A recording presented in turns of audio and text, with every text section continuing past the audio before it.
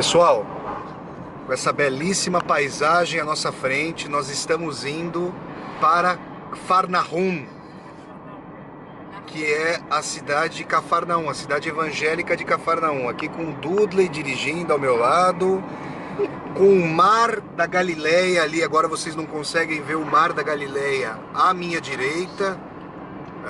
Nós estamos, olha, vejam a paisagem que nos circunda aqui na estrada em direção a Cafarnaum.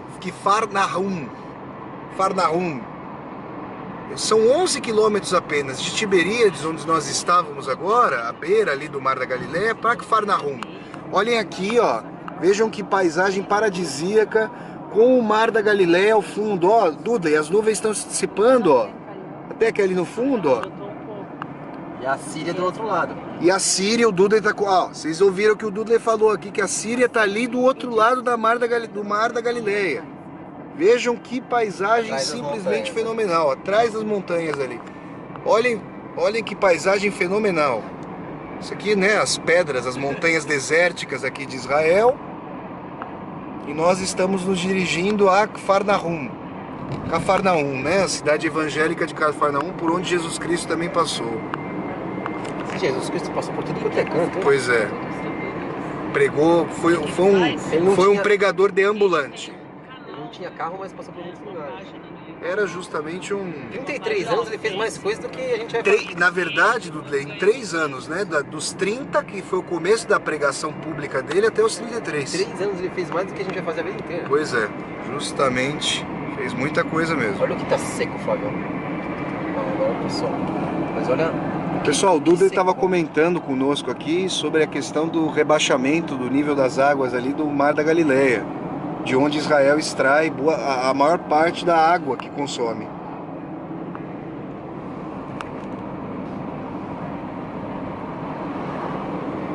Aqui já é Cafarnaum, Dudley? Não, ainda falta um pouquinho. Ainda não? 11 minutos falta. 11 minutos isso aqui, ó. Maravilha, hein? Aqui, ó, paisagem montanhosa.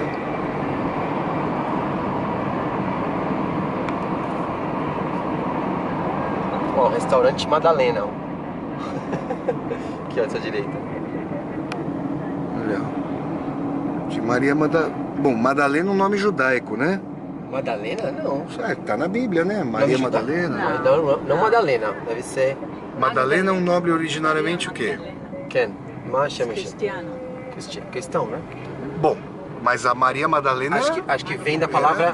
Acho que vem da palavra Qual? Migdal. Migdalen? Seria o nome hebraico? Eu acho que vem... Migdal. Ela tá falando que acho que não. Mas eu acho que vem da palavra Migdal, que é torre. Tá, que interessante, hein? Olha o Nirvana aqui, ó. É a praia, é. Kiryat Shmona, que aparece na placa, é uma das cidades mais ao norte de Israel. Tá. Quase a mais... Só perde para Metula, que é a mais ao norte. Pessoal, agora nós estamos em Cafarnaum, né? Que em hebraico é chamado Cafarnaum, a cidade onde Jesus Cristo morou. Esse local aqui é um santuário cristão. Às costas aqui da Larissa, que está filmando o vídeo, a minha irmã, a gente vê a casa de Pedro. Se a Larissa puder mostrar aqui, ó, puder dar um 360, a gente vê uma igreja cristã.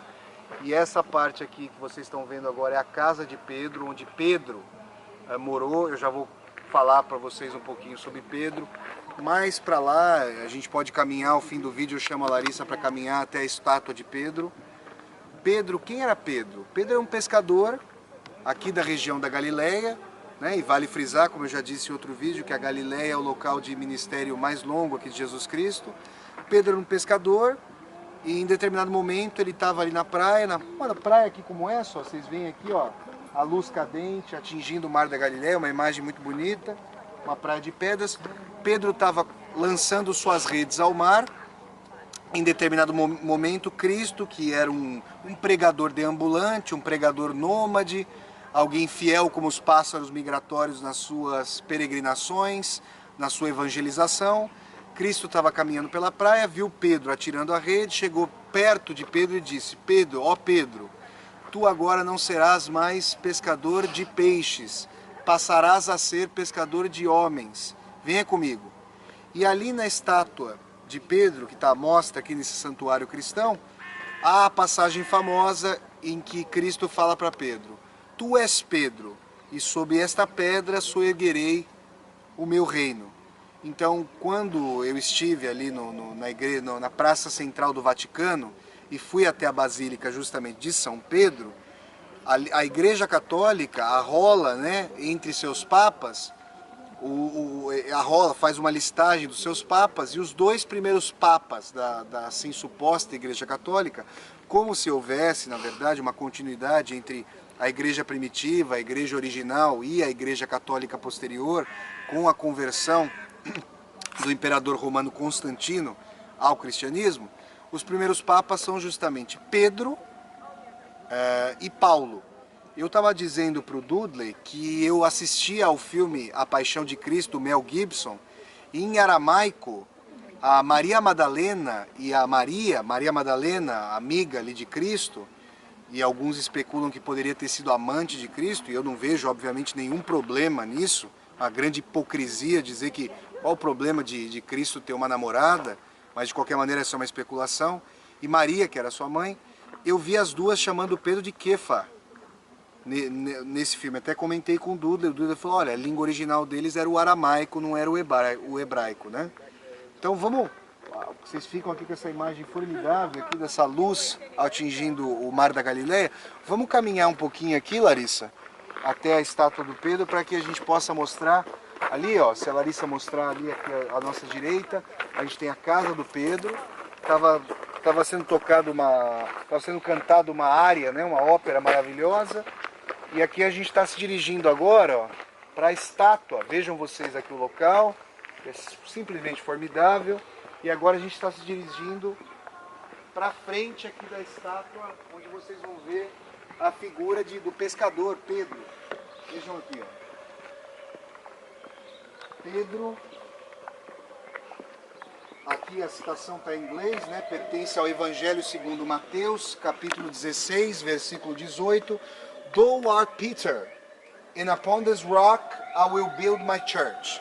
Então, a versão de que eu me lembro, a versão da Bíblia que eu li é: tu és Pedro, e sobre esta pedra soerguerei o meu reino. Aqui tem a tradução como igreja. Pedro também, pessoal, Pedro é uma figura, aqui está a figura de Pedro, aqui com, vejam, as chaves da cristandade e também uma espécie de cetro, com um peixe a seus pés, representando ali a figura do pescador. E não sei se vocês conseguem ouvir ao fundo essa cantoria simplesmente formidável. E vejam, Pedro é uma figura evangélica muito peculiar, muito interessante, muito forte. Por quê? Porque em determinado momento, Cristo, entre os apóstolos, conversa com eles sobre as suas pregações, sobre as suas prédicas. E Pedro diz que vai sempre seguir o Cristo, que vai sempre estar ao seu lado. Em determinado momento, já nos momentos que antecedem a noite em que Cristo é capturado, Pedro disse então que sempre seguirá Cristo, e Cristo lhe diz que não, Pedro, antes que o galo cante 3 vezes, você me negará. Antes que o galho venha cantar 3 vezes, você me negará. E quando Cristo é capturado, os apóstolos e Maria Madalena vão até o templo e assistem à cerimônia em que Cristo é apulpado pelos fariseus ali, pela comunidade. E realmente Pedro é identificado pelas pessoas ali que estão no templo, e ele nega Cristo 3 vezes antes do cantar do galo. Isso é muito interessante, porque Cristo disse que, como vocês veem aqui no versículo, Cristo disse que soergueria a sua igreja sobre Pedro. A gente tem uma explicação aqui ao fundo de alguém falando inglês. Cristo diz que soergueria a sua igreja a partir de Pedro.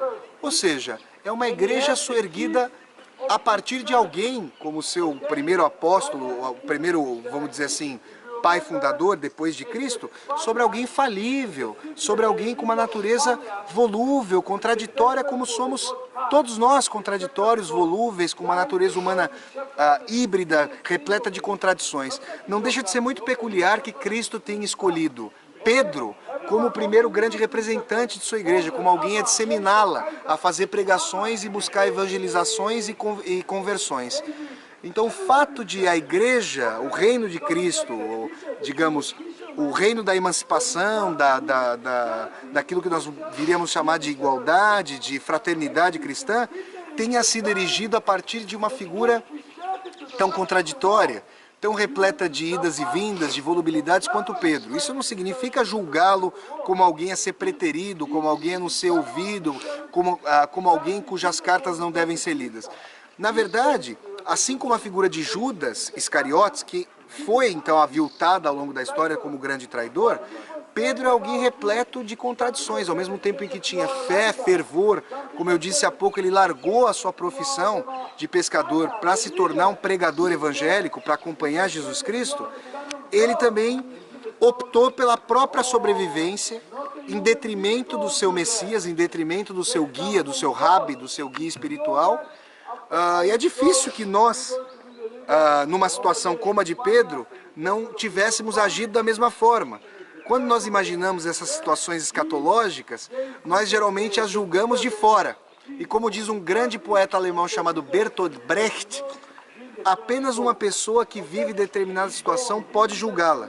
Só que essa pessoa que vive a situação limítrofe é a última a poder julgá-la. Então, diferentemente de alguém que queira julgar Pedro inequivocamente, o que nós gostaríamos de fazer aqui agora é justamente perceber como essas contradições se imbricam e como há muita simbologia no fato de Cristo ter escolhido Pedro como o primeiro alicerce aqui da sua igreja na Terra. É isso, pessoal. Bom, pessoal, eu vou precisar falar baixo porque nós estamos aqui sobre a casa de Pedro. Ali embaixo, se a Larissa mostrar, estão as ruínas da casa de Pedro. Pedro, um dos grandes seguidores de Jesus Cristo, um dos apóstolos. E aqui, ó, a gente tem uma representação, aqui em latim, a gente tem a citação de Mateus, capítulo 16, versículo 18, dizendo: Tu és Pedro, e sobre esta pedra soerguerei o meu reino. Então, simbolicamente, o que foi feito aqui? Pedro morava, as ruínas da casa dele estão ali embaixo. A gente vai já mostrar para vocês, a gente vai até lá e mostra para vocês as ruínas. Esse santuário construiu justamente uma igreja muito bonita, uma igreja austera, mas muito bonita, com uma série de passagens dos evangelhos aqui incrustadas em madeira, com as situações em latim. E foi construída uma igreja sobre as ruínas da casa de Pedro, como quer disseminar o evangelho. Vamos mostrar, vamos seguir até ali na frente, e vocês vão ver aqui as ruínas da casa de Pedro.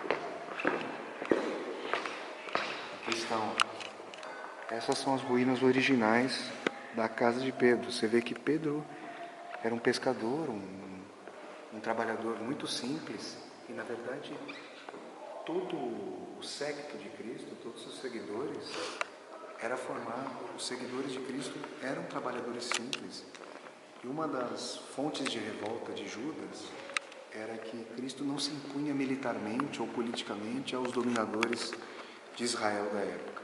Quando ele entra em Jerusalém, ao invés de ele entrar em Jerusalém montado em um cavalo branco, Cristo o faz sobre um humilde jumentinho e é seguido por inválidos, velhos, crianças, pobres, maltrapilhos, prostitutas, leprosos, os condenados da terra. E a imagem de um humilde pescador que se tornaria pescador de homens é uma imagem muito representativa da noção de que os últimos serão os primeiros e os primeiros serão os últimos, de que o patamar, a constituição hierárquica desse mundo, ela inverte, na verdade, a dimensão da verdadeira hierarquia espiritual que se dá pela moralidade, que não é propriamente uma hierarquia, um caráter intransponível de cargos superiores, colocando as pessoas em degraus intransponíveis, como se algumas pessoas fossem melhores do que as outras. Se dá a noção de fazer a bondade, a noção de igualdade na fraternidade. E essa noção é sumamente revolucionária e não é à toa que as tendências mais progressistas do pensamento emancipatório se embeberam de fontes judaico-cristãs. Só para citar aqui no Ocidente, duas das fontes espirituais mais importantes. Então, ficamos aí com a imagem das ruínas da casa de Pedro. É isso, pessoal. Pessoal, aqui estão as ruínas da casa de Pedro. Nós há pouco entramos, né, nessa igreja aqui, que foi construída justamente sobre as ruínas da casa de Pedro. Vejam que é uma ruína que mostra um local bastante simples, bastante rústico, né? Aqui em Cafarnaum, a cidade evangélica de Cafarnaum, onde Cristo guardou residência. E eu estou aqui com vocês diante da igreja que foi construída sobre a casa de Pedro e junto às ruínas da sua casa, para ler um trecho dos Atos dos Apóstolos. Para quem não sabe, né, os Atos dos Apóstolos são livros já escritos, né, tomando por dada a morte de Cristo por meio da crucificação. Então são os atos justamente dos apóstolos, a formação da igreja primitiva depois da crucificação de Cristo e de sua de ressurreição, segundo o que diz o Novo Testamento. E eu gostaria de ler um trecho bastante curto aqui com vocês, para que nós reflitamos rapidamente sobre o seu sentido. Esse trecho está no capítulo 4 dos Atos dos Apóstolos, versículos 34 e 35. Vejam vocês. Não havia pessoas necessitadas entre os apóstolos, entre os seguidores de Cristo, entre os primeiros cristãos, pois os que possuíam terras ou casas as vendiam, traziam o dinheiro da venda e o colocavam aos pés dos apóstolos, que o distribuíam segundo a necessidade de cada um. Eu vou reler, pessoal, porque é tão impactante esse breve trecho, que eu gostaria justamente de falá-lo novamente para que vocês não pensem que estão tendo uma alucinação auditiva. Vejam vocês. Não havia pessoas necessitadas entre os cristãos, pois os que possuíam terras ou casas as vendiam, traziam o dinheiro da venda e o colocavam aos pés dos apóstolos, que o distribuíam segundo a necessidade de cada um. Pessoal, eu acho que é preciso muito malabarismo interpretativo para tentar justificar igrejas pautadas em hierarquia, em assimetria, em desigualdade, tentando legitimar a estrutura de poder desse mundo, quando a gente depara com um trecho desse aqui. Será que fica difícil compreender por que, por exemplo, o socialismo, por que as tendências mais democráticas e mais emancipatórias que vieram à tona com a modernidade se embebeu profundamente da tradição cristã? Pessoal, salvo engano, esse trecho aqui mostra como é que os primeiros apóstolos viviam em comunhão, viviam em igualdade, faziam com que a divisão dos bens trouxesse um aspecto equitativo, que a igreja, como corpo de comunhão nesse mundo, pudesse transmutar e transformar a iniquidade social, as desigualdades que a sociedade reproduzia. Percebam então que em nenhum momento há um descompasso ontológico essencial entre as premissas do socialismo, entre as premissas da democracia social e as premissas do próprio cristianismo. E vejam que isso está de acordo justamente com palavras emancipatórias do Cristo, de que era mais fácil um camelo, o camelo, pessoal, não era apenas ou justamente o camelo animal, mas sim um tipo de nó que era dado nas cordas, num nó das cordas, já que a gente está aqui no Mar da Galileia, a gente está num porto, numa região portuária, e o nó que era dado nas cordas para amarrar, né, os navios, para atracar os barcos aos píeres, aos locais de estacionamento dos barcos junto aos portos, esse nó, um deles era chamado de camelo. Cristo disse, era mais fácil um camelo passar por um buraco de uma agulha do que um rico entrar no reino dos céus. E o problema não é do rico em si, é justamente a questão de que ele deveria abrir mão dos seus bens ou partilhá-los com os demais, porque esses bens foram angariados não só com o seu trabalho unívoco, mas com o trabalho no seio de uma rede social. Trabalhos conjugados das pessoas, as pessoas vivendo em sociedade propiciam, para algumas mais, para outras menos, nesse tipo de sociedade, o angariamento de bens. E é curioso também que em determinado momento, para citar uma outra passagem evangélica, já que eu estou falando, já citei essa outra do camelo, do nó, chamado camelo, passando por um buraco de uma agulha, de que seria mais fácil esse nó górdio passar por um buraco de uma agulha do que um rico entrar no reino dos céus. Há uma outra passagem que um jovem se aproxima de Cristo e diz o seguinte: ó Rabi, mestre, né? Eu faço tudo corretamente, eu respeito os meus pais, eu sou um amigo leal, eu sou um filho leal, eu sou um namorado leal para minha namorada, eu cumpro os mandamentos, eu sigo todos os ritos. O que mais devo fazer para entrar no reino dos céus? E aí Cristo dele se aproxima, e Cristo tinha esse potencial formidável de como que ler a nervura da pessoa, pegar assim o cerne das suas potenciais contradições para que elas fossem desenvolvidas e superadas, para que as pessoas chegassem a um novo patamar de percepção. Cristo se vira para ele e diz: muito bem, tem feito de tudo, não é mesmo? Sim, Rabi, tenho feito de tudo. Então, por favor, agora vá até a sua casa, reúna seus bens, venda-os e passe a me seguir. E obviamente que Cristo nunca mais vê esse jovem, que esse jovem esbarra numa contradição ali de potencial explosivo. A gente pode fazer muitas leituras dessa passagem, mostrando que não adiantaria propriamente que o jovem vendesse subjetivamente, isoladamente as suas propriedades, se depois ele teria que viver em uma e conviver com uma sociedade que o tornaria um mendigo, um esquálido, um andarilho. Seria importante que a sociedade como um todo passasse a ser balizada pelos parâmetros de abnegação de que Cristo está falando. Mas vale frisar que esse trecho que eu li para vocês dos Atos dos Apóstolos é um trecho espiritual e politicamente radical. É preciso muito malabarismo hermenêutico, interpretativo, para burlar esse trecho. E o que geralmente acontece com os livros da Bíblia? A Bíblia, como vocês podem ou não saber, é um livro que não é um livro integral. A Bíblia é formada por uma série de livros. Alguns entraram como os livros consagrados pela igreja e outros se tornaram apócrifos. Judas, por exemplo, Judas Iscariotes escreveu o Evangelho. Evangelho que depois foi tornado apócrifo. Então, pessoal, é importante dizer que há trechos mais conservadores, que me parecem datados e limitados. Na própria pregação de Cristo, por exemplo, os trechos mais vinculados às noções de milagre me parecem mais próximos daquela aura sobrenatural da época em que Cristo viveu. Agora, esse trecho aqui dos Atos dos Apóstolos e os trechos evangélicos que eu estou mencionando, os trechos de Cristo que eu venho mencionando, eles me parecem transcender a época de Cristo e alcançar as nossas próprias contradições histórico-sociais, histórico-existenciais. Então é importante perceber isso.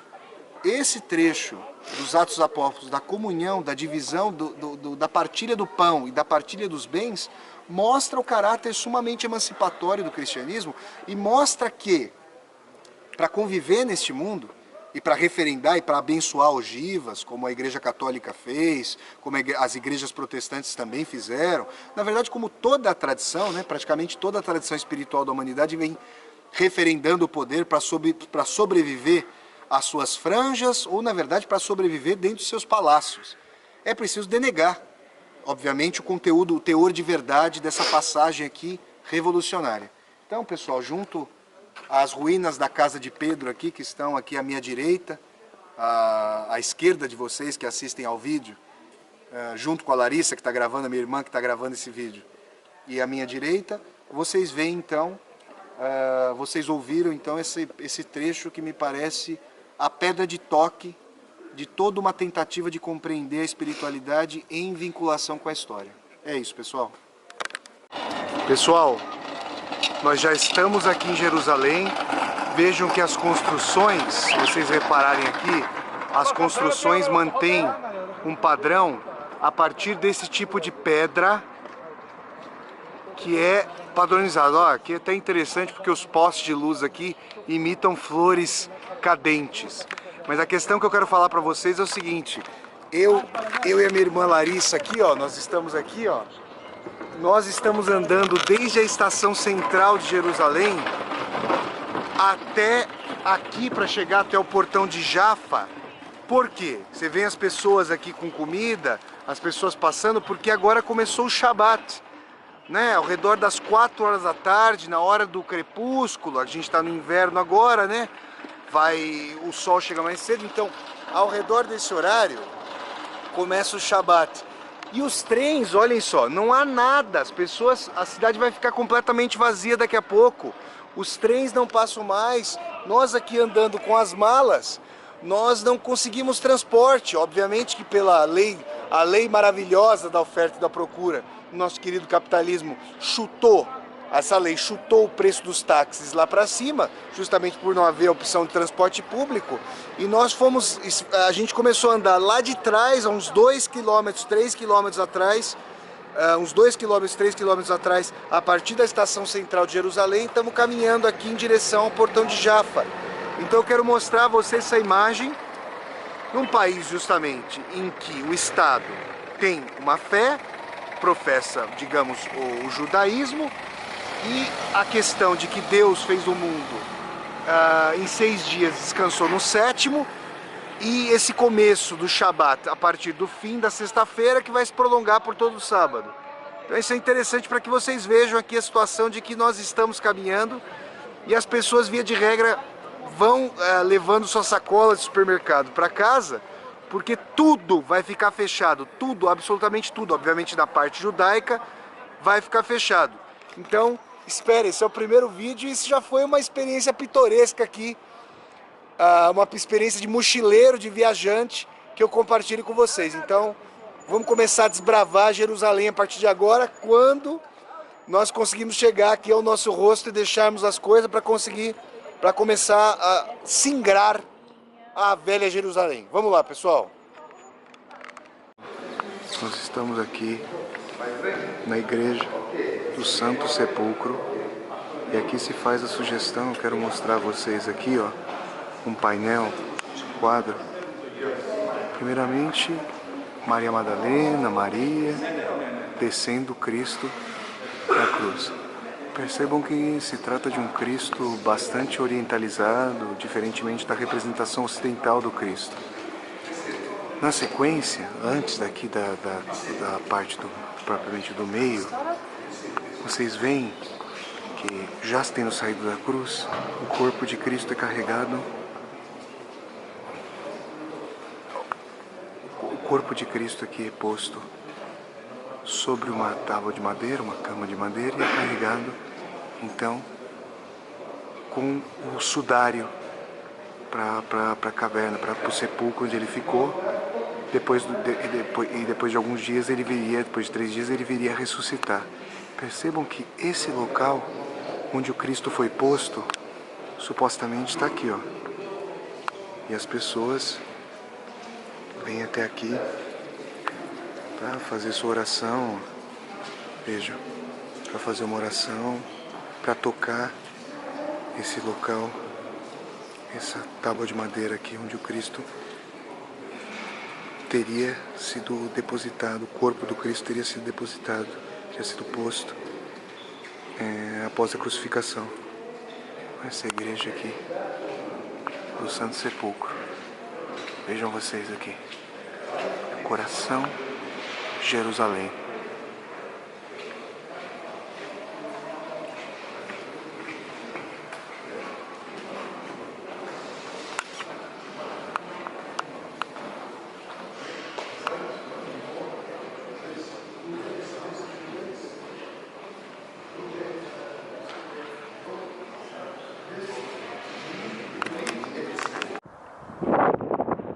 Bom, pessoal, meu nome é Flávio Ricardo Vassoler, eu sou escritor, professor e mochileiro, e estou aqui, minha irmã Larissa está gravando esse vídeo.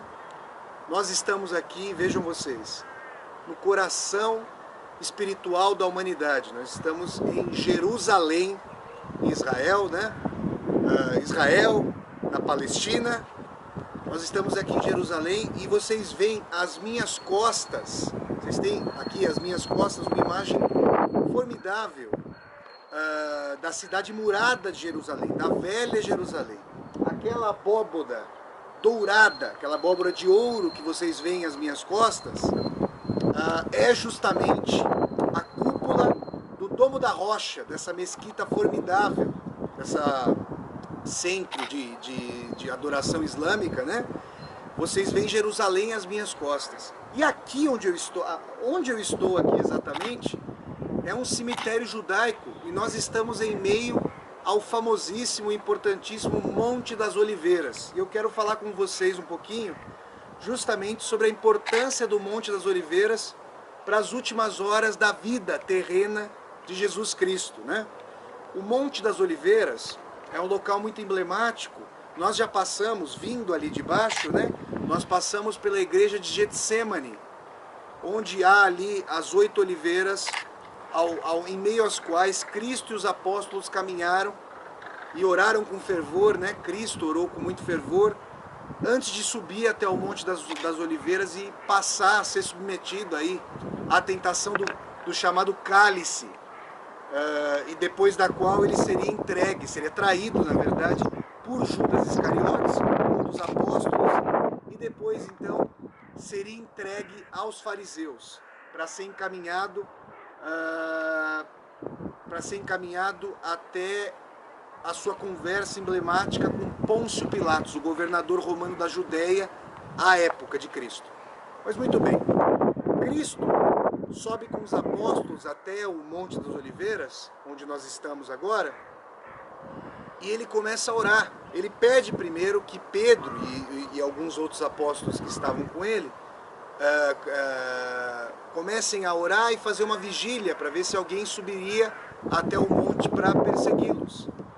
E Cristo começa a ser submetido a um momento muito bonito dos evangelhos, em que Cristo sofre na carne, através da carne, pela carne, uma tentação derradeira, em que Cristo Jesus, como homem, se vê afrontado, se vê confrontado pelos desígnios da divindade.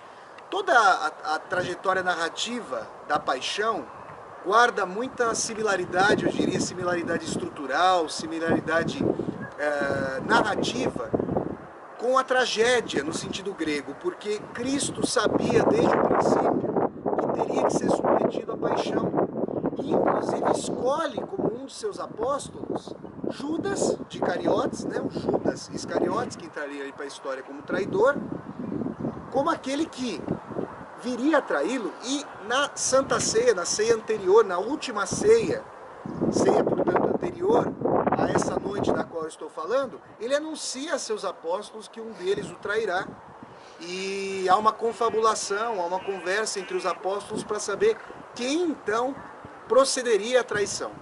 Vamos lembrar que Judas trai Cristo, entrega Cristo aos fariseus pelo preço de 30 moedas de prata. E 30 moedas de prata, à época, constituía um valor de escravo.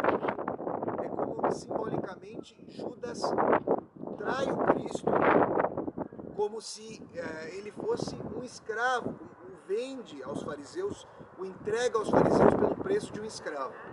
Muito bem. Nesse momento, o que acontece?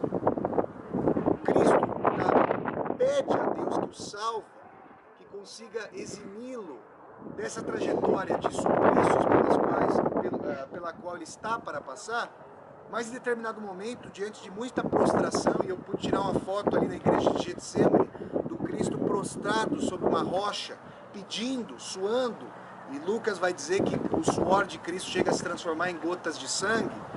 Ele pede: Pai, afasta de mim esse cálice. É uma passagem muito bonita, muito famosa dos evangelhos. Mas depois ele diz: só que seja feita a tua vontade, Pai, e não a minha. E nesse momento há o entendimento, há uma compreensão tradicional, no sentido católico protestante, de que Cristo teria superado a sua característica corpórea humana e já transcendido a si mesmo com vistas à consecução da paixão. E eu falei sobre essa similaridade entre o caráter da tragicidade grega, porque há um fechamento de trajetória que está dado a priori. É como se ao percorrer uma trajetória, não houvesse propriamente uma linearidade, porque, a não ser que nós consideremos que a linearidade forma um aspecto circular. Por quê? Porque Cristo sabia desde o princípio que seria submetido à paixão. Então ele consuma a sua trajetória sabedor daquilo que vai acontecer. Não há propriamente surpresa, não há propriamente um desenlace. Muito bem. No momento em que Cristo passa por todo esse suplício, ele se dá conta vamos dizer que ele reprime os seus seguidores, os seus apóstolos, porque Pedro e os demais caíram no sono, justamente quando Cristo havia pedido a eles que fizessem vigília e que orassem. E justamente momentos depois ali, dessa invectiva de Cristo contra os apóstolos e contra Pedro, chegam os fariseus secundados por Judas Iscariotes. E tinha ocorrido, segundo os evangelistas, havia ocorrido uma combinação de que Judas faria um gesto simbólico para identificar Cristo aos fariseus, para que então ele pudesse ser entregue. Judas se aproxima de Cristo e, em meio aos apóstolos, lhe dá um beijo em uma das faces. Vamos nos lembrar de que no Sermão da Montanha, Cristo diz que é importante não apenas amar os amigos e odiar os inimigos. Isso os pagãos, aqueles que não conhecem a palavra, já faziam, segundo Cristo. É importante oferecer a outra face, amar ao próximo como a ti mesmo, amar o próximo, o próprio inimigo. Com um beijo, Judas trai Cristo. E aí a colocação de Cristo é emblemática. Ó Judas, quer dizer que você entregou o Filho do Homem com um beijo, Filho de Deus, com um beijo. E não deixa de ser tétrica a condição que faz com que a humanidade, por meio de um dos seus gestos mais bonitos de afeto, que é um beijo, tenha conspurcado Jesus Cristo, entregue Jesus Cristo aos fariseus, aqueles que queriam eliminá-lo, aniquilá-lo, crucificá-lo, e que a humanidade tenha deturpado esse gesto bonito de afeto e o transformado num gesto de traição. Não deixa de ser simbólico, extremamente simbólico, que esse gesto, que ainda não conseguiu reconciliar a humanidade, tenha entregue um de seus profetas, digamos, um de seus espíritos ali iluminados para trazer mensagens de reconciliação a todos nós. Mas percebam, há uma tensão entre Judas e Cristo. E como vocês podem ou não saber, mas eventualmente alguns de vocês já sabem disso, Judas escreveu um evangelho que depois foi considerado apócrifo, foi considerado, foi prescindido, foi proscrito ali pela Igreja Católica na sua compilação para a formação da Bíblia, com o Velho Testamento judaico e o Novo Testamento cristão. E a compreensão de Judas era de que teria que haver a tomada do poder terreno, de que Cristo teria que comandar um exército para tomar essa cidade aqui que está às minhas costas, que é o coração espiritual do mundo. Só que na verdade, quando vocês veem, quando nós chegamos ali na parte do Evangelho que Cristo conversa com o governador romano da época, né? A época, Pôncio Pilatos lhe pergunta: se você é o rei dos judeus, onde é que está o seu exército, onde está a sua força? E Cristo responde a Pilatos, responde em latim, e aí vocês podem assistir a Paixão de Cristo, dirigida pelo Mel Gibson, em que Cristo fala a sua língua original, o aramaico, e depois conversa com Pôncio Pilatos em grego e em latim. E eu também quero recomendar a vocês um capítulo fundamental de um livro sobre o qual eu escrevi recentemente, escrevi um ensaio, foi publicado recentemente no caderno literário Aliás, do jornal Estado de São Paulo, aí no Brasil. Eu escrevi um ensaio sobre o Mestre Margarida, do escritor russo Mikhail Bulgakov. E num dos primeiros capítulos ali, deslumbrantes dessa obra magnânima, o Bulgakov faz a mediação de um possível encontro entre Pilatos e Cristo, narrado pelo diabo, que é a grande personagem de O Mestre e Margarida. E nesse encontro formidável, Pilatos faz essa pergunta. Isso está relatado, obviamente, pelos evangelistas, pelos 4 evangelistas, Marcos, Mateus, Lucas e João. E Pilatos faz uma pergunta: cadê o seu exército? E Cristo diz: se o meu reino fosse desse mundo, sua força já teria sido zancada. porque a força não deve ser pautada pelos parâmetros desse mundo. Isso é interessante para mostrar que Cristo estava percebendo as contradições que faziam com que o poder fosse tomado e depois destronado com os movimentos de ímpeto de dominação, ímpeto de assegurar o próprio poder em detrimento dos demais. Não era isso que Cristo queria, segundo o que ele diz a Pilatos, e diz que, na verdade, o poder espiritual, o poder atemporal, é maior do que o poder temporal. Essa tensão que fez com que Judas quisesse que Cristo entrasse em Jerusalém montado em um cavalo branco com um forte exército, se contrapôs à noção de que Cristo entra em Jerusalém montado num humilde jumentinho e seguido por leprosos, por prostitutas e pobres e mendigos da terra, os condenados da terra. Então a noção de que os últimos serão os primeiros e os primeiros serão os últimos forja ali uma série de concepções que vão aproximar o cristianismo primitivo, as palavras do Cristo, de uma série de noções de transformação social. É interessante pensar que, quando nós aproximamos socialismo e cristianismo, Judas Iscariotes de Jesus Cristo, e não aceitamos essa noção de Judas como um traidor meramente, nós fazemos com que justiça social e reconciliação espiritual se reaproximem, porque de qualquer maneira não seria aceitável que a reconciliação somente se desse no além-mundo, na vida eterna, naquilo que se dá depois dessa vida, e que fosse necessário aceitar o grau de iniquidade a que nós chegamos aqui na Terra. Então, em meio ao Monte das Oliveiras, que é esse local extremamente emblemático do cristianismo, e daqui nós vamos descer, nós vamos voltar para a cidade murada de Jerusalém, para a velha Jerusalém, e vamos percorrer então a Via Dolorosa.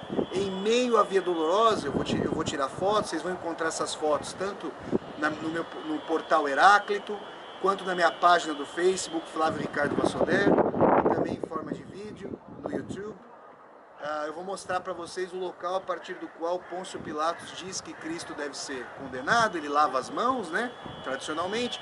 Cristo então é entregue aos açoites dos soldados romanos e ele vai percorrer a Via Dolorosa carregando aquela cruz terrível sobre os ombros, até chegar ao local da sua crucificação, que é chamado local da caveira, o Gólgota, onde a Larissa, minha irmã, e eu estivemos ontem à noite e vimos o local de crucificação, que fica hoje em meio à igreja do Santo Sepulcro.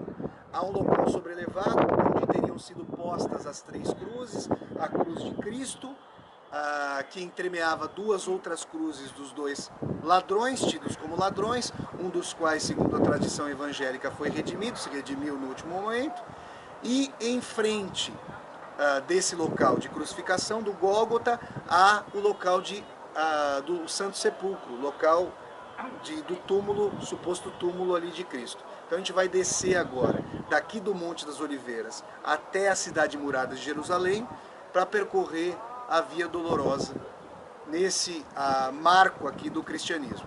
Me despeço de vocês em meio ao Monte das Oliveiras, num cemitério, um belíssimo cemitério judaico, e fico muito tocado, me sinto muito afetado por todo esse local, por todas as reflexões que eu venho fazendo nos meus livros, por todas as reflexões que eu venho desenvolvendo em relação à importância da noção de interioridade da fé e da compreensão espiritual para além de ações exteriores.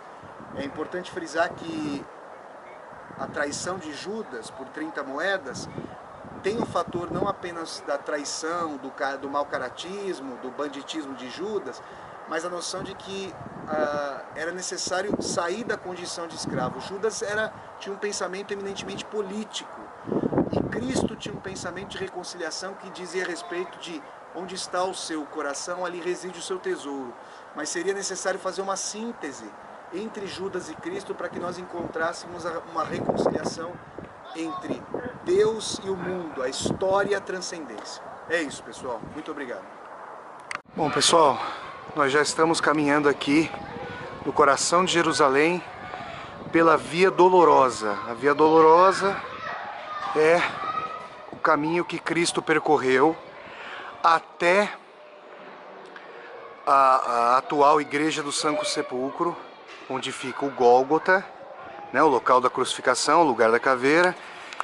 E ali ele morreu, foi assassinado por intermédio da crucificação. Nós estamos caminhando aqui pela Via Dolorosa, olha, vejam vocês. Param carros aqui inadvertidamente, lamentável, mas é assim. E a gente vai caminhando por aqui. Salam aleikum. Vamos caminhando por aqui. E eu quero mostrar a vocês agora o local. Lari, tenta, quando eu falar, tenta procurar os versículos ali pra gente ler do latim. Ó, infelizmente tá dando um carro, tá dando ré aqui, mas eu quero mostrar a vocês o local, mas vai ser rapidinho, ele já vai passar aqui, ó. Eu quero mostrar a vocês aqui o local em que, vejam em latim isso aqui, ó. E ao fundo vocês ouvem aqui a chamada de uma mesquita para as orações islâmicas. Esse é o local em que Pôncio Pilatos apreende Jesus e o flagela. Veja vocês aqui, ó. Esse é o local.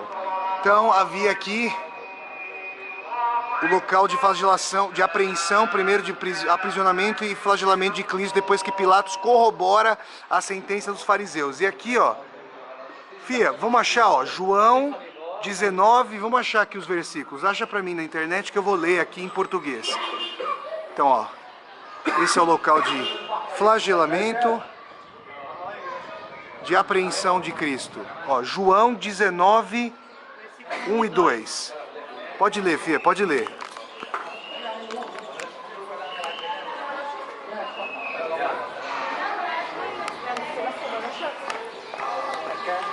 Pilatos, pois, tomou então a Jesus e o açoitou. E os soldados, tecendo uma coroa de espinhos, lhe puseram sobre a cabeça e lhe vestiram roupa de púrpura. Então esse local aqui é o local onde Cristo foi flagelado. A partir daqui, os soldados romanos vão começar a conduzir Cristo rumo ao Gólgota. E aqui, ó, olha aqui, Fia, lê, por favor, ó, João 19, versículo 13, depois João 19, 16. Do 13 ao 16, pode ler aqui, ó, esse é o local, ó, vamos lá. Vindo, pois, Pilatos esse dito, levou Jesus para fora e assentou-se no tribunal, no lugar chamado Litóstratos, e em hebraico Gabatá. 14. Esse foi o tribunal, então, o tribunal em que se deu o diálogo ali entre o Pilatos e o Cristo, ao qual eu fiz referência no vídeo feito ali no Monte das Oliveiras. Então, se vocês já assistiram ao vídeo que eu fiz no Monte das Oliveiras, vocês vão ver a minha discussão sobre isso. Eu estou aqui atrás da câmera, mas se vocês entrarem tanto no YouTube quanto no portal Heráclitos, vocês já vão ter visto esse vídeo que eu fiz no Monte das Oliveiras. Continua a ler, Fia, por favor. 14. E era a preparação da Páscoa, e quase a hora sexta, e disse aos judeus, eis aqui o vosso rei. 15. Mas eles bradaram, tira, tira, crucifica-o. Esses judeus, é bom que se diga, não são, obviamente, a totalidade dos judeus. Isso aí é um discurso de que espalhou muito antissemitismo através dessa mensagem evangélica.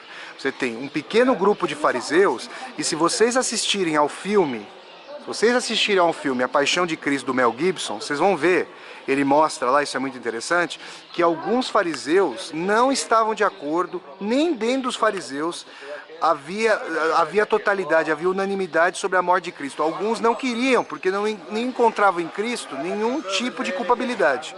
Então isso é muito importante que se diga, para a gente ter essa dimensão. Pode ler.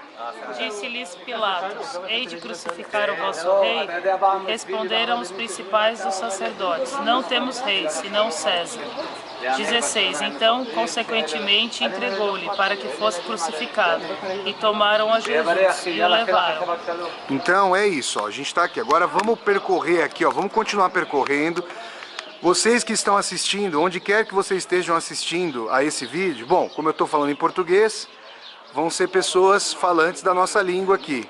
Mas quem quer que esteja assistindo esse vídeo, se eventualmente o YouTube disponibilizar legendas para ele, ó, que é uma tapeçaria árabe aqui na Via Dolorosa, quem quer que assista a esse vídeo, ó, a gente tem aqui, ó, né, ó, 2000 anos, uma lojinha, e aqui, ó, sempre em inglês, hebraico, árabe e depois inglês, hebraico, na verdade em hebraico, árabe, aqui como tá, vamos lá, aqui ó, olha a Via Dolorosa aqui, para hebraico, árabe e em alfabeto latino, né, em inglês, vamos chamar. Ó, aqui o Litóstrotos, aqui para cá o Cristo foi levado, vejam vocês, ó, Ecce Homo Basílica. Ecce Homo, pessoal, isso é muito importante que se diga. Hello, how are you doing? Arab? Palestinian? What's your name? Speak louder, please. Ibrahim, my friend. Say hello to Brazil. Bye bye. Aqui, essa Ecce Homo Basílica, aqui do Litóstrotos, esse local, então foi o local de julgamento de Cristo. Vejam vocês aqui, ó, olha que bonita essa alameda aqui.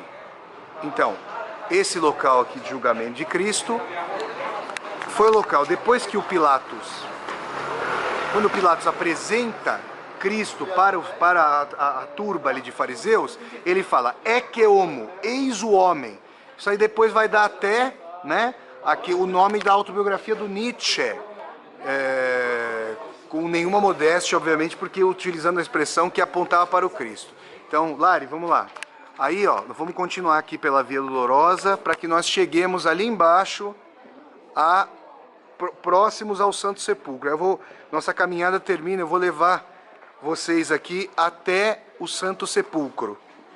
E aí, vamos passar ali, vamos ver o local de crucificação. Vocês vão ver já que vai ter uma subida. Imaginem aqui, gente, vocês estão caminhando comigo aqui e com a Larissa. Imaginem aqui, ó, os sinos ao fundo. Não sei se propriamente da igreja do Santo Sepulcro, mas existe uma igreja ali protestante ali próxima.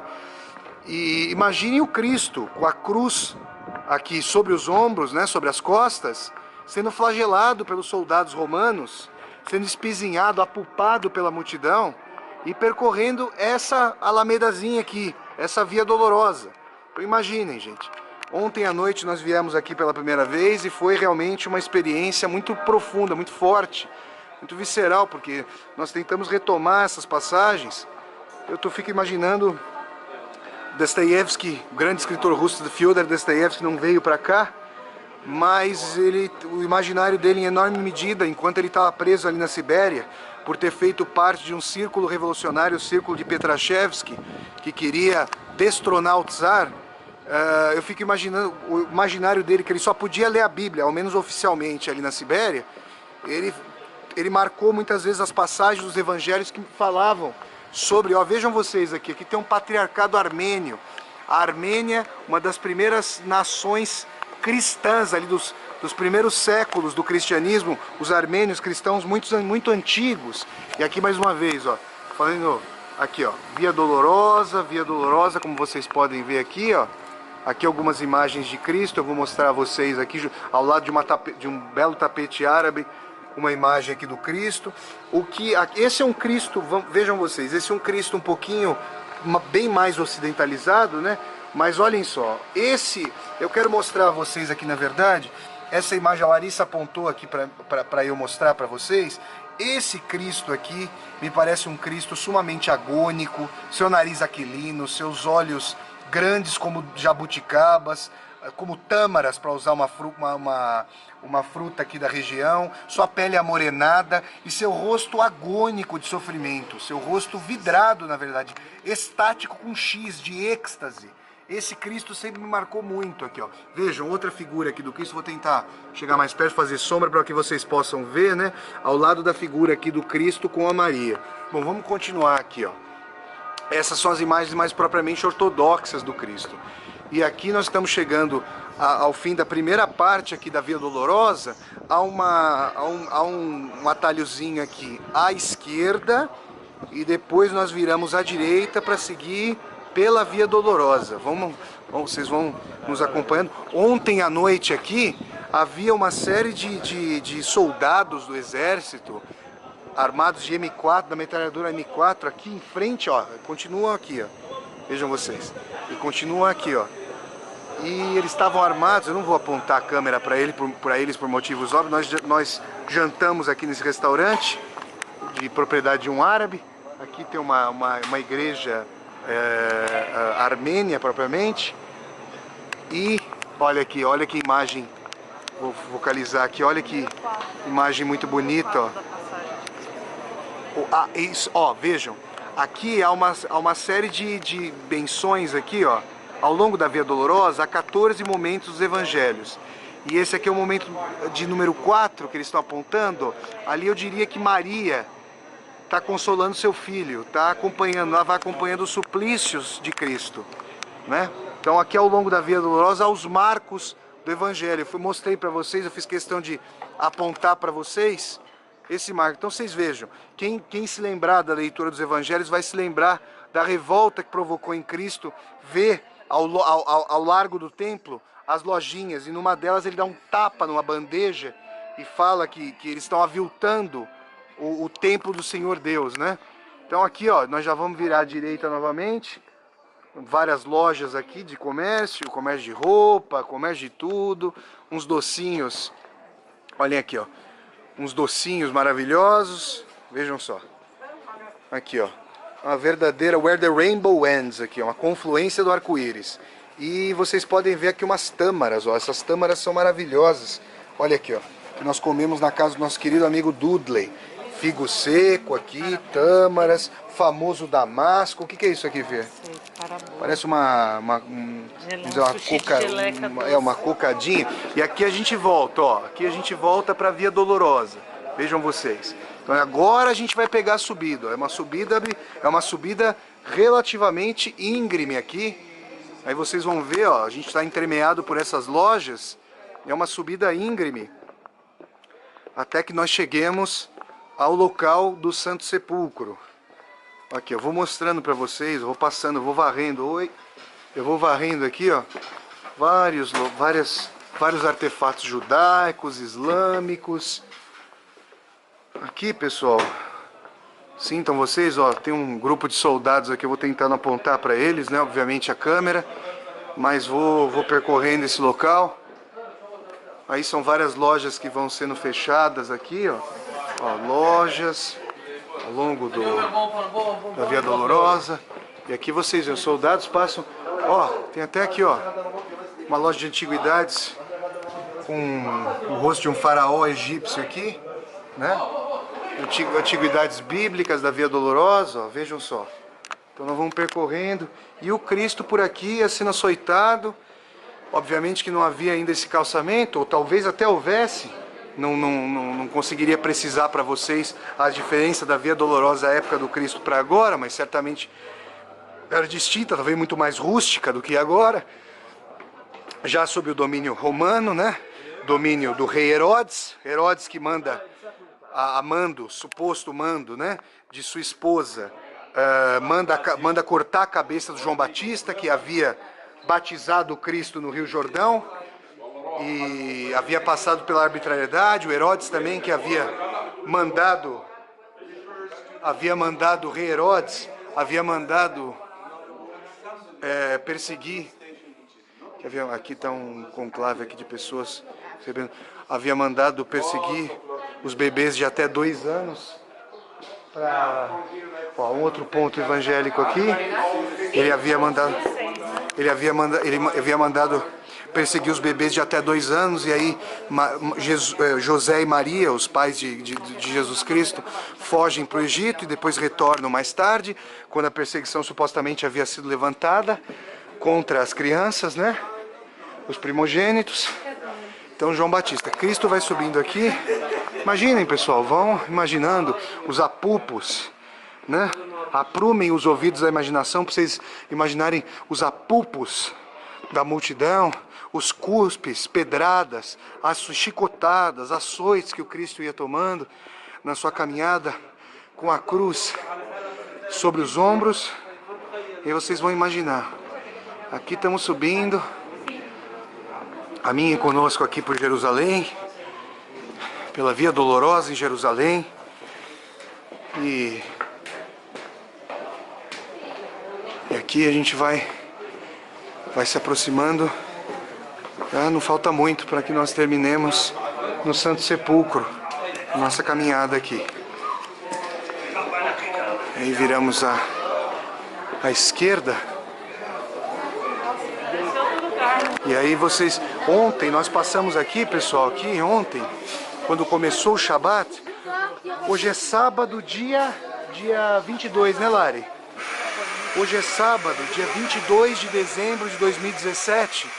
Nós chegamos a Jerusalém, um cheiro de café maravilhoso que passou aqui agora. Nós chegamos a Jerusalém ontem, sexta-feira, e já no fim da sexta-feira, né, na sexta ao crepúsculo, começa o Shabbos, isso em Yiddish, o Shabat, o dia de homenagem e de descanso, porque Deus descansou no sétimo dia, uma vez que a semana judaica começa no domingo. Domingo aqui então é dia de trabalho. Vejam vocês aqui, o almoço está chegando, vejam vocês. E então não havia nada, e todas essas lojas estavam fechadas para o Shabat. E agora elas estão abertas, aqui elas dão um outro colorido, uma outra vivacidade, obviamente, à Via Dolorosa. Nós estamos caminhando por ela aqui para chegar até a Igreja do Santo Sepulcro. Então vamos, e eu quero subir com vocês. A nossa caminhada só termina ali no Gólgota. Não sei como é que vai estar a Igreja do Santo Sepulcro hoje. Nós fomos a ela ontem à noite, estava bem vazia e foi possível. Então, foi possível ver o Gólgota. Não sei, eu imagino agora que vai haver muitas pessoas por lá. Talvez nós tenhamos um pouquinho de dificuldade de chegar até o local da crucificação. Mas vocês vão ver que foram mantidas rochas, as rochas do local do monte da crucificação. E é possível ali entrever o local onde a cruz teria sido afixada ao solo para que o Cristo fosse levantado. O terror, né? Vale lembrar, pessoal, que a prática da crucificação, ela não é originariamente judaica, ela é romana. É a história dos vencedores, os vencedores contando a narrativa da história. Então, uma prática romana que levou à morte do Cristo é atribuída aos judeus. Então, vamos continuar por aqui, ó. Vamos chegando. Tá uma temperatura formidável, apesar de a gente já estar no inverno, o sol desponta aqui em Jerusalém. Certamente está fazendo mais de 20 graus por aqui. Agora há pouco a gente estava no Monte das Oliveiras, estava ventando bastante por lá. Ó. Essa é uma igreja protestante aqui. A gente passou por ela. Ao fundo, pessoal, ao fundo dessa rua, a gente chega à Igreja do Santo Sepulcro. Então, o local onde Cristo foi enterrado, né? Onde se encontra o túmulo de Cristo e o local da crucificação. Um fica muito próximo ao outro. E eu gostaria de mostrar aqui para vocês, ó, que vocês têm sempre a língua russa presente, mas também a língua grega, porque a presença dos ortodoxos gregos. Olhem essa loja, olhem essa loja aqui já parece um conto, ela já tem um mote de uma vivência literária por si só, um antiquário maravilhoso. E a Larissa, como não poderia deixar de ser, encontrou a sua origem basqueteira. Larissa, que se Deus quiser vai trabalhar no Corinthians logo logo, encontrou uma bola de basquete aqui para ela retomar suas atividades como técnica de basquete. Um candelabro maravilhoso. Hello, my friends. How are you doing? Fine. Arab? Yes. You are Palestinian? Yeah. Very nice. What's your name? Ahmad. Aman. Yes. Flavio, nice to meet you. Nice to meet Larissa from Brazil. We are from Brazil. Welcome from. Thank you very much. What could you say about the situation now in Jerusalem after what happened in the United States when Trump recognized Jerusalem as the capital of Israel? We hope everything is fine. We be peace. Have there been conflicts here after the declaration of the United States? Have you seen conflicts here, protests here in Jerusalem? In Jerusalem, yeah, not far away, like 3-5 minutes from here. Oh yeah? Damascus Gate. Ah, okay, in the rock dome there, in the dome of the rock, in the mosque. Damascus Gate. In the okay. Oh, and the police repressed the protests. There You were can see there. You can go see. they are still there. They are still there protesting against the declaration of the United States. You can go and see. Okay, thank you very much, my friends. Bye bye. Então aqui que a gente conversou com o Aman, um palestino aqui que trabalha nessa loja de antiguidades maravilhosa que eu mostrei a vocês. E agora, ó, então, ó, Evangelische Lutherische Erlöserkirche. Então é a Igreja do Redentor, a Igreja Evangélica Luterana do Redentor, a Jesus Cristo. Então aqui é a Igreja Protestante. E nós vamos chegando quase ao fim aqui da nossa trajetória pela Via Dolorosa. Vejam vocês, vejam que a densidade de pessoas aqui aumenta justamente pelo fato de nós chegarmos já aqui à igreja, ao local da Igreja do Santo Sepulcro. Olha só, Sigmund Freud. Parece o Freud ali, ó. O senhor parece o Freud. Nossa, tem o senhor, ele não tá para muitos amigos, não. Muitos cristãos da África, vejam vocês, da Tanzânia. Tinha um grupo da Tanzânia, a Larissa viu, perto do Monte das Oliveiras. Cristãos do mundo inteiro, gente, ó, vejam, aqui, ó. Vamos ver se eu consigo mostrar ali pra vocês, ó. Ali, ó, Santo Sepulcro, Holy. Aqui, ó.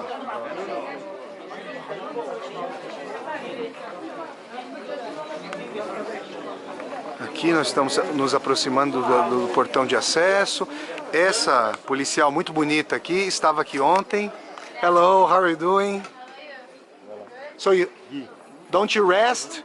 Don't you have a day off? You are working all day long? Ok. Aqui é uma policial muito bonita que estava aqui ontem. E nós vamos aqui. Kirche. Eis a igreja aqui. Essa é a Igreja do Santo Sepulcro, no coração aqui de Jerusalém, numa parte cristã de Jerusalém. Nós estamos chegando aqui, Larissa ao meu lado, Larissa. E nós vamos descer aqui, ó. E as pessoas vão fazendo fotos, vão tirando. Vamos entrar ali, pessoal, para que nós vejamos, como eu prometi a vocês que ainda não vieram aqui.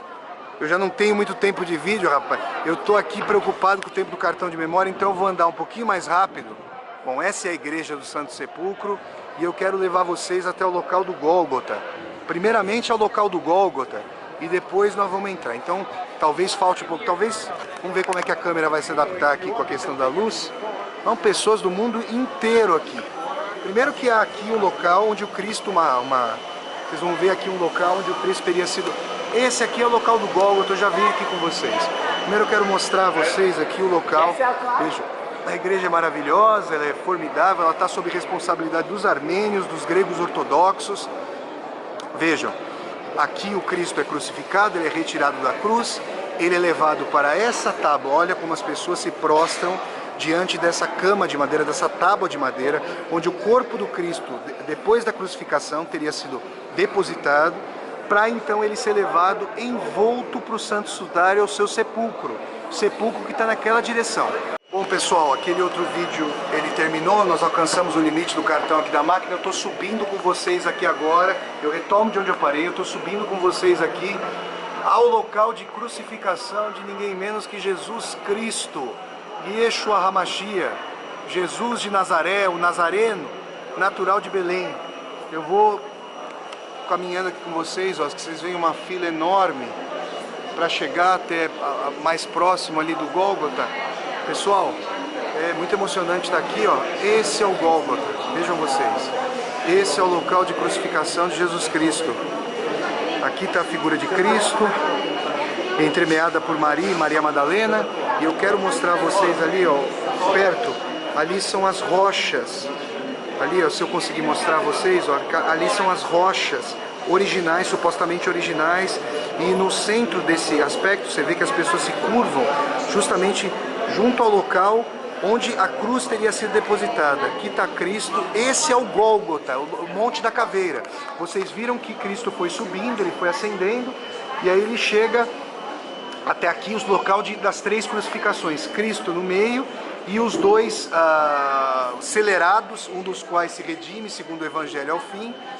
Eu tenho uma série de colocações que eu poderia fazer, mas não vai dar tempo aqui nesse vídeo, nem é o ponto, sobre a possibilidade de redenção apenas no último minuto, mas isso é uma outra questão. É muito mais importante a completude da obra, ou a tentativa de coração, e tentativa muito sincera de redenção, mas é um outro ponto. Esse é o Gólgota, pessoal. Esse é o local de crucificação de Jesus Cristo.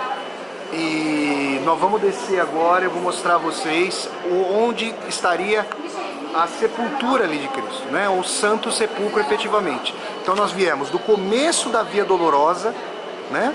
Ali próximo ao Lions Gate, né? O Portão do Leão.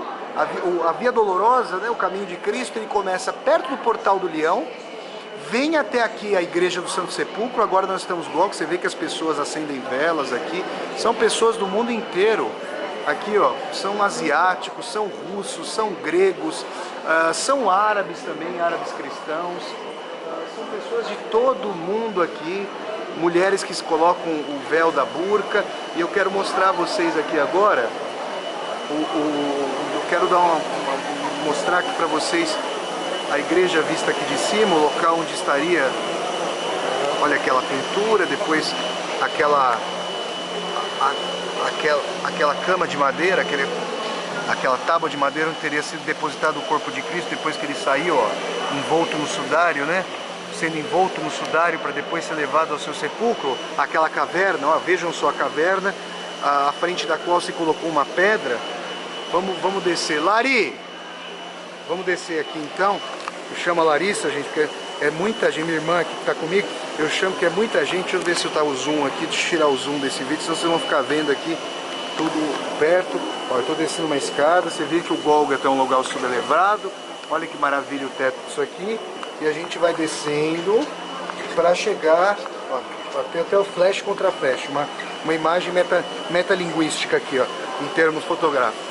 Flash contra flash, lente contra flash. E a gente vai andando aqui, ó, as pessoas se prostrando num local, mais uma vez, um local onde Cristo teria sido depositado para seu corpo ser envolto pelo Santo Sudário. Eu acho que eu não vou conseguir entrar efetivamente. Vamos ver se... Hello, how are you doing? Aqui, ó. See how beautiful she is. She's a police officer from Jerusalem. E aqui, ó, é uma moça muito bonita ali de Jerusalém. A fila é enorme, pessoal. Aqui está. Esse é o Santo Sepulcro, pessoal. Aqui estaria a sepultura de Cristo. É uma fila muito grande. Eu acho que não vai haver tempo de eu entrar pelo vídeo, mas eu só queria mostrar a vocês aqui, ó. Vejam a abóbada. A abóbada não está aberta, como no panteão ali de Roma. Não sei se vocês conseguem discernir que existe vidro encimando ali a abóbada. É um local maravilhoso, é um local... aqui estão os turíbulos, os incensórios, né?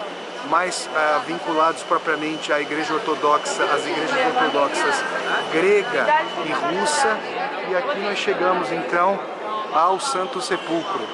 Ali dentro você vê uma fila muito grande, por isso que não vai dar tempo de eu entrar, mas ali dentro está a sepultura de Jesus Cristo, né? Não vou dizer que está o corpo, né? Mas o local simbólico que indica. Vocês têm um padre ortodoxo, um pope, vamos dizer assim, ortodoxo, grego. Ontem eram gregos aqui, e os incensórios encimando aqui o local de entrada para o túmulo de Cristo. Então, pessoal, eu que acompanhei vocês, né, eu tiro até o óculos, sempre tiro o óculos, eu acompanhei vocês ali do Portal do Leão, caminhando pela Via Dolorosa, e nós passamos pelo Gólgota, e agora aqui, às minhas costas, vocês veem o Santo Sepulcro, o Sepulcro de Cristo. Eu me despeço de vocês temporariamente, vou fazendo muitos vídeos ao longo dessa viagem, que começou em Istambul. Vocês já devem ter visto os vídeos de Istambul. Continua aqui por Israel, primeiramente Jerusalém, depois outros locais. E depois, para completar a nossa viagem aqui pelo Oriente Médio, a gente vai passar pelo Egito. E nesse local aqui de muita peregrinação dos fiéis ao Santo Sepulcro, fiquem com a imagem então do local do túmulo de Cristo. Grande abraço a vocês. Pessoal, eu estou descendo aqui até o Muro das Lamentações, esse local sumamente sagrado para os judeus. Nós estamos aqui no coração de Jerusalém, depois de termos ido ao Domo da Rocha, essa belíssima mesquita, cuja cúpula é composta por ouro. Esse aqui é o Muro das Lamentações. Eu quero levar vocês próximos desse muro. Quero mostrar a vocês o fervor com que as pessoas aqui fazem as suas orações para Deus. Olhem só que interessante. As pessoas depositam os seus pedidos, as suas mensagens entre as frestas do muro. Vejam vocês. As mensagens estão aqui, ó. A gente consegue até, sem ser discreto, só mostrar algumas mensagens. Essa parte aqui onde eu estou é a parte destinada aos homens, e ali do outro lado fica a parte das mulheres, para onde a minha irmã foi. Essa passagem por sobre o muro aqui vai dar lá na frente no Domo da Rocha. Então aqui, ó, desse lado é o local destinado para as mulheres, ó. Que vocês podem ver, ó, as mulheres, o local das mulheres fazendo as suas orações, e separado por essa divisória dourada aqui, ó. Então, no sábado, quando eu vim aqui pela primeira vez, estava um dia de sol muito bonito. Aquele judeu ali africano, um judeu etíope, não sei se vocês conseguem ver, muito provavelmente um judeu etíope, fazendo as suas orações. É uma imagem muito bonita. E agora eu vou entrar com vocês aqui no local de orações. É muito bonito, eles fazem as suas orações, as pessoas, olha aqui, vai orando muito próximo aqui ao muro, as orações, se curvando, se curvando perante Deus, as crianças. E nós vamos entrar aqui no local de oração. Vou mostrar para vocês como é que esse local aqui fica. Dentro tá quentinho, lá fora hoje está fazendo frio aqui em Jerusalém, pessoal. Olhem só, isso é muito bonito. É uma cena muito bonita. Eles colocam as vestes, o rapaz fazendo as suas curvaturas diante do muro. Vejam vocês. Aqui o muro continua, né? Olhem que imagem impactante. As pessoas que ficam dispostas, né, a orar no livro das orações, no livro judaico, Bíblia do Velho Testamento, eles ficam fazendo as suas orações, trajados. Aqui, ó, judeus de todos.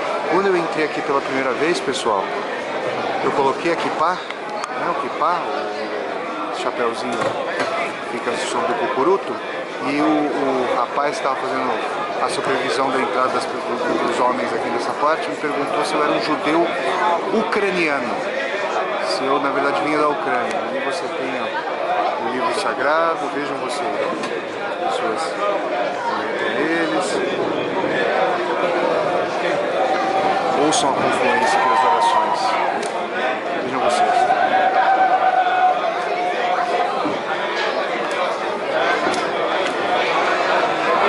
Muro das Lamentações, no coração de Jerusalém, no coração judaico de Jerusalém.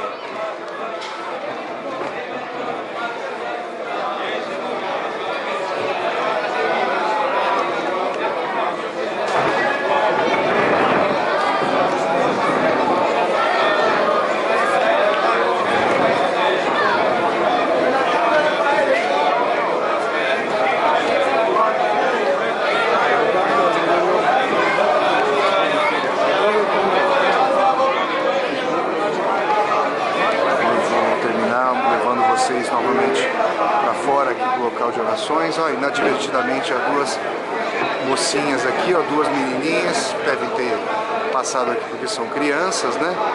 Os livros todos em hebraico. Aqui um parece em caracteres latinos, não em hebraico.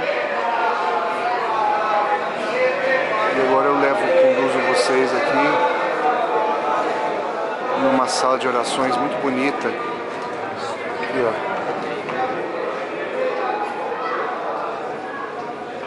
Uma sala muito bonita de orações, ó.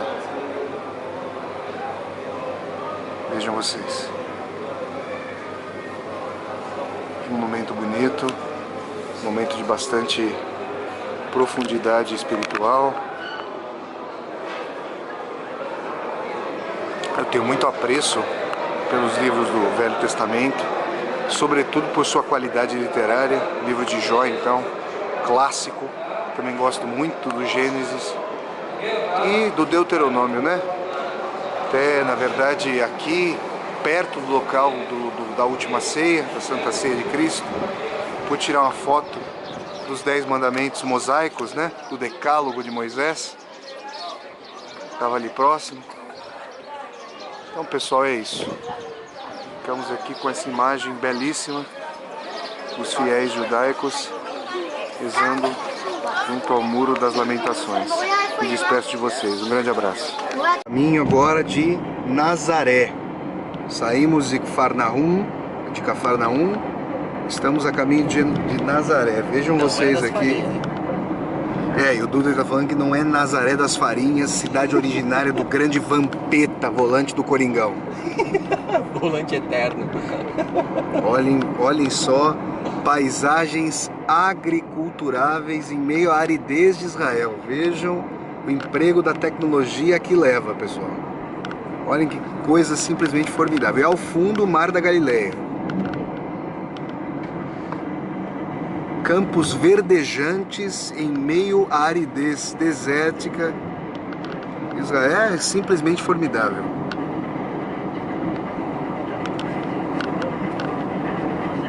Certamente o sonho de qualquer agrônomo é empregar os seus conhecimentos em Israel.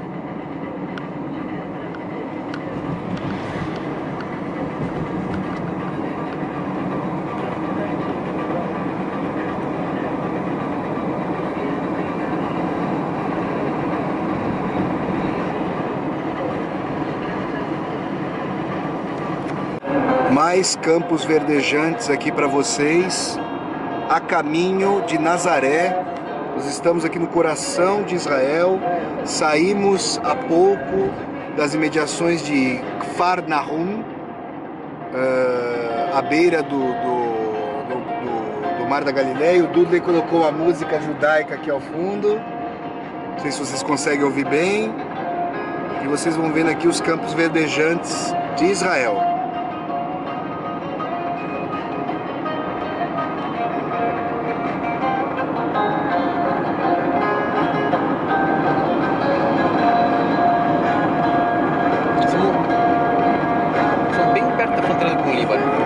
Duda está dizendo aqui que nós estamos muito próximos à fronteira Líbano, país que eu gostaria de ter conhecido numa outra viagem que eu ia fazer para cá, mas que não pude, e que agora está numa situação difícil, né?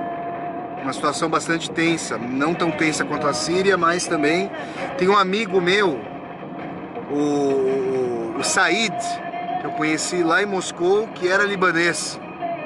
Uma história engraçada, ele era amante de uma policial casada em Beirute.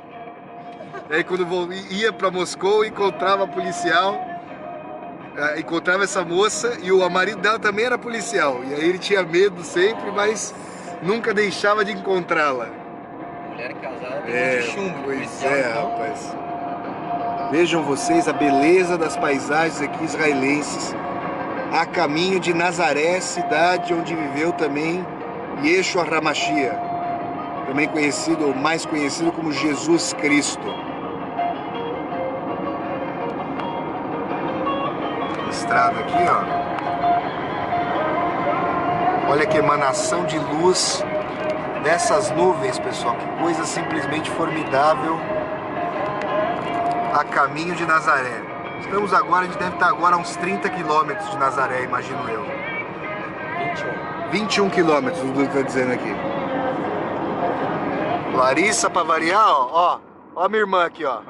Capotada, dormindo.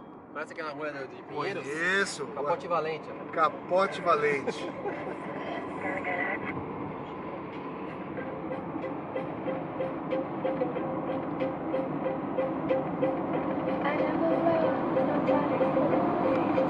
Pessoal, nós estamos aqui agora num restaurante, numa doceria árabe, encravada no coração de Nazaré. E eu vou pedir pro Dudley, meu amigo, que é um pouco tímido, não vai aparecer na câmera, mas ele vai fazer o backing vocal aqui. Dudley, explica pra nós que doce é esse Doce maravilhoso, meu dedo tá quase invadindo o prato. A Larissa já posicionou a colher. Dudley já também está invadindo a área, ó. A Larissa está pondo aqui. Dudley, que doce é esse que nós estamos comendo aqui no coração de Nazaré? Esse doce aqui se chama knafe. Ele é um doce típico árabe com base de queijo de cabra, se não me engano, queijo branco de cabra, tá. E que é essa capa maravilhosa aqui isso aqui sobre... são esses fiozinhos de açúcar que chamam, eu acho que é açúcar que chamam cadaif e pistache. Meu Deus. É sensacional. Agridoce, você diria? Misturando aí o queijo não chega a ser amarguinho, queijo, ele dá né? o queijo ele dá uma balanceada no doce, ele dá uma amenizada no doce, realmente. É o cheesecake árabe. Tem um pouco de mel nesses fios? Esses fios são o quê? Tem, não? Ah, é água com açúcar, um meladinho de açúcar. Que beleza. Esse aqui não. Pessoal, é delicioso, delicioso. O Dudley já veio falando pra nós sobre esse doce e realmente é formidável. Quem vier aqui a Israel e passar por umas cidades aqui como Nazaré, e com uma grande colônia árabe, pode provar esse doce, o knafe, que está aprovado por todos nós aqui, tá bom, pessoal? É isso aí. Nossa, Bon appétit!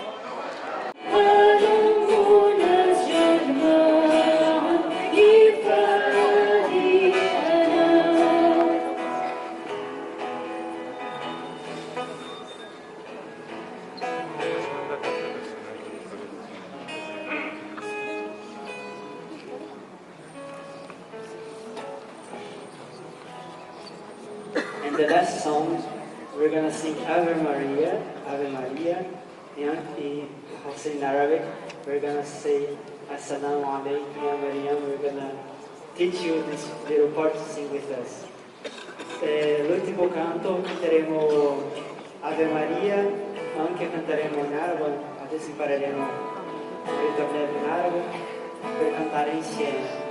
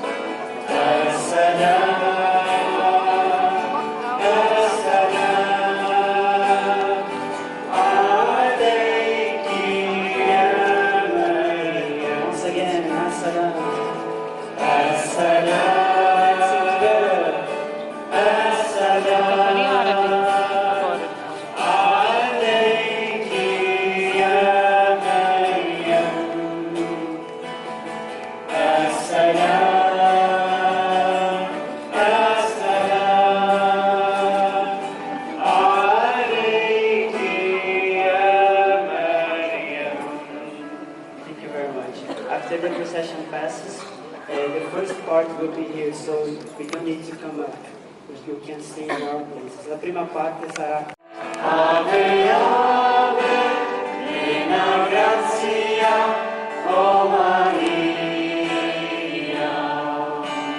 Ave clemens, Ave pia, Ave dulcis, o Maria, Ave, Ave, plena grazia, o Maria. Yes, sir.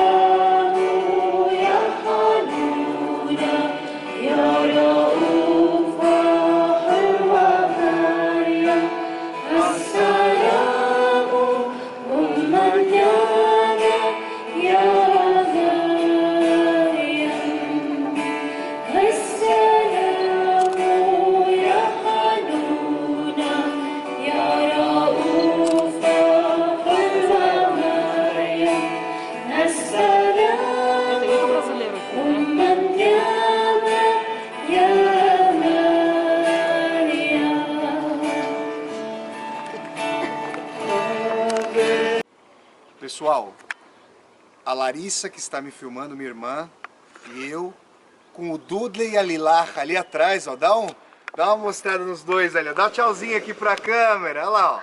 Ai, meu Deus, peraí que eu tô... A Lilah, que achei. é nascida aqui em Israel, e o nosso querido Dudley, nosso amigo ali do Brasil.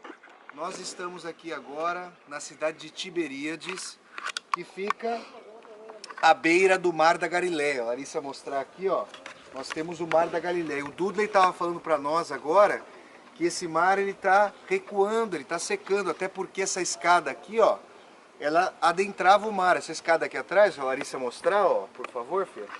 Essa escada aqui entrava para o mar e agora o nível do mar está bem recuado. E a Larissa estava lendo, a gente estava conversando aqui, estava vendo as várias atividades de Jesus Cristo aqui em Tiberíades, aqui na região do Mar da Galileia, que também tem tinha o nome bíblico de Lago de Genezaré. Aqui vejam vocês, Cristo caminhou sobre as águas, aqui procedeu uma série de milagres, aqui ele curou ali a sogra do Simão Pedro então, que era pescador, e em determinado momento ele estava procedendo a sua pesca regular. Cristo passa pela praia e diz: Pedro, não serás mais pescador de peixes, a partir de agora serás pescador de homens. E aí Pedro passa a seguir Jesus Cristo. Então, pessoal, um local histórico que agora há pouco, isso é muito interessante, eu tirei algumas fotos que vocês poderão ver ali na minha página do Facebook, nós encontramos um mall judaico, uma série de lojas ali da cidade agora judaizada, da cidade aqui de Tiberíades, circundando uma velha mesquita, uma mesquita abandonada, uma mesquita ali gradeada e totalmente arruinada dentro, sem quaisquer explicações, uma mesquita ali circundada por um mall judaico. A gente passando ali pela avenida pôde ver a mesquita lateralmente. Então, local totalmente histórico, a gente está aqui num dia de inverno, mas com um sol que chega a gerar algum tipo de afago caloroso na pele. E às minhas costas vocês veem aqui o Mar da Galileia, esse mar histórico. Tem também uma história de que Cristo estava navegando aqui, estava num pequeno barco, com os apóstolos. Os ventos e as águas estavam furibundos, estavam furiosos, e Cristo chega a acalmá-los com as suas preces, com os seus ordenamentos. Então vejam, os evangelhos, né, de Mateus, Lucas, Marcos e João, eles contêm uma série de partes, eles têm, se a gente for pensar em termos do gênero poético, do gênero literário que os compõe, né, que compõem os evangelhos, eles mais parecem mosaicos. Ó, se a Larissa mostrar essas pedras aqui, ó, que estão à margem aqui do Mar da Galileia, os evangelhos, eles mais se parecem a junção caótica dessas pedras, porque vocês têm uma parte de história da vida de Cristo, depois as pregações de Cristo, depois os milagres, depois as prédicas morais e assim por diante. Aqui, a Galileia, que é o local de maior parte da pregação de Cristo, e vale frisar, pessoal, que nós conhecemos muito pouco sobre a vida mais privada de Jesus Cristo. A gente sabe que ele nasceu em Belém, filho de José, o carpinteiro, e de Maria, uma dona de casa. A gente sabe que o José e Maria tiveram que fugir supostamente tiveram, há controvérsias históricas sobre se isso teria acontecido ou não. Eles tiveram que fugir do Egito para que Cristo não fosse assassinado, junto com uma série de outras crianças de até 2 anos que foram mortas, porque o rei Herodes da época tinha medo de que o Messias de fato teria vindo para justamente reivindicar o seu trono. E depois a gente sabe que Cristo frequentava a sinagoga, conhecia as leis, mas até a aparição pública de Cristo pouco se sabe. A aparição pública que vai dos 30 aos 33 anos. E boa parte do ministério de Jesus Cristo foi feita justamente aqui na Galileia.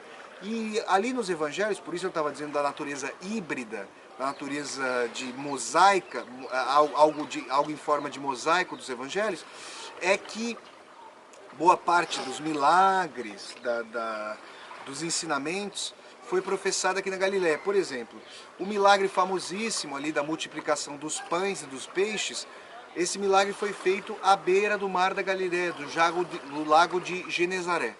Mas é importante frisar que aquilo que me parece mais universal e que dialoga com as mais diversas tradições espirituais é justamente o conteúdo moral, transcendental, espiritual do amar ao próximo como a ti mesmo do Sermão da Montanha, que não me parece datado, mas afeito a uma época de milagres, a uma época de sobrenaturalidade.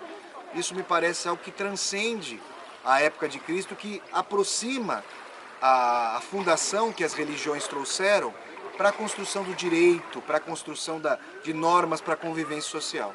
Então, pessoal, à beira do Mar da Galileia, esse histórico mar, ou vamos chamar aqui de Lago de Genezaré, por onde Jesus Cristo caminhou, com esse pier aqui improvisado ao meu lado, e sobre essas pedras evangélicas, nós estamos aqui próximos da cidade de Cafarnaum, que em português recebe a transliteração de Cafarnaum, para onde nós vamos em seguida para continuar a visita aos sítios, aos locais evangélicos. Então, vocês que estão acompanhando os vídeos dessa viagem, que começou ali em Istambul, prosseguiu por Israel, então a gente já passou aqui em Israel.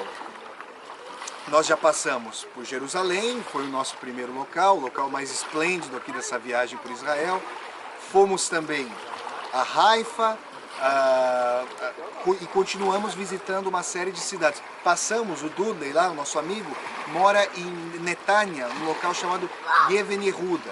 Fomos também ao sul, ao extremo sul de Israel, na cidade de Eilat, onde eu entrei no Mar Vermelho.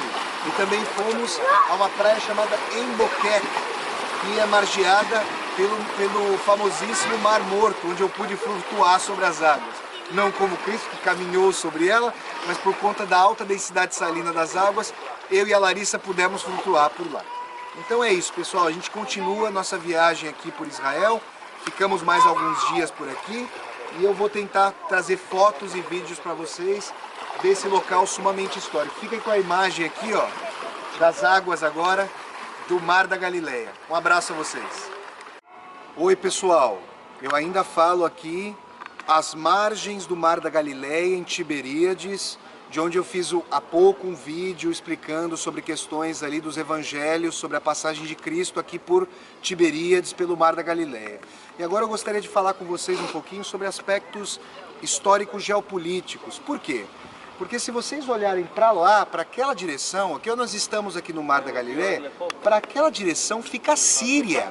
Na verdade, isso aqui é uma região fronteiriça e de muitas escaramuças envolvendo Israel, Síria, para a região norte.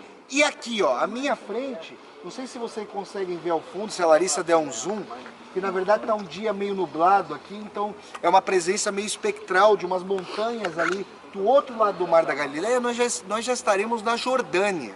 E há pouco eu estava conversando com o Dudley, nosso amigo, Dudley Rosenblatt, nosso amigo aqui que mora em Israel já há muitos anos, e ele estava fazendo colocações muito interessantes sobre a questão de um eventual processo de paz envolvendo Síria e Israel.